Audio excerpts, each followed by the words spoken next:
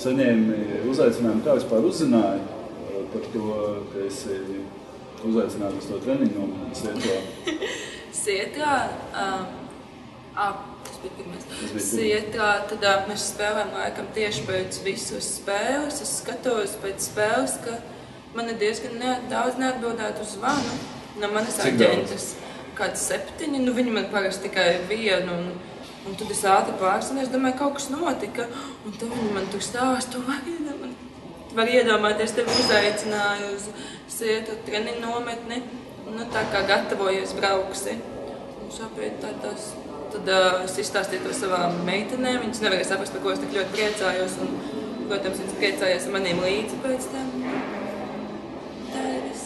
Sāki staigāt pa mākoņiem? Nē, nesāku staigāt. Bija treneris, kurš ātri mācīja nolikt pie vietas. Nu, pēc tam pagāja nedēļa, un tev vēl nodraftēja Losandželosā. Jā, un par to es arī neko nezināju. Es gulēju kārtējo reizi, jo tā jau bija laikam nakts, un mana komandas biedra Milka Beļica. Viņa man atkal sāka histēriski zvanīt un sūtīt izziņas, un tad es beidzot pacēlu pēc kaut kādas 7. reizes, 5. Un tad viņi saka, apsveic, tu esi nodraftēta. Un es saku, ko tad tur stāst, kur esmu nodraftēta? Un tad es noklausu, es paskatījos internetā, un tad tiešām, un tad man sāka zvanīt cilvēki ap 1 naktī, un es nevarēju sākt, es nezināju, ko teikt, jo es neko nezināju kārtējo reizi. Sāka vienmēr viss uzzina pati pēdējā.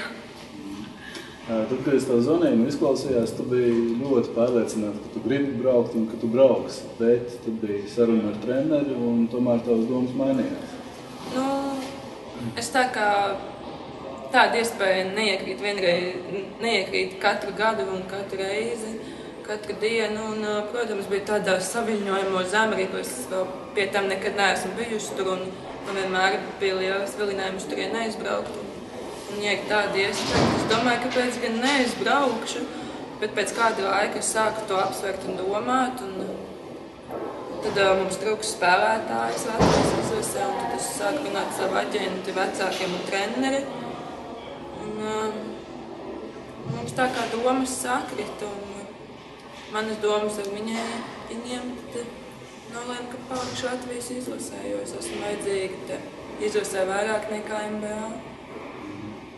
Vai negribēja arī treneri varbūt pievilkt, kurš tev uzticējies visu sezonu? Nu arī, jā, bet, kā jau teicu, tāda iespēja neiekrīt katru dienu, un tev jābūt mazliet egoistiskam arī.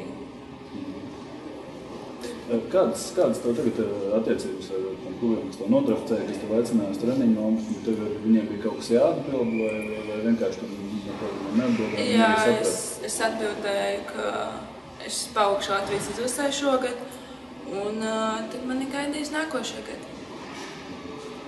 Abās divās? Nē, tikai LA. Losandželosā. Losandželosā.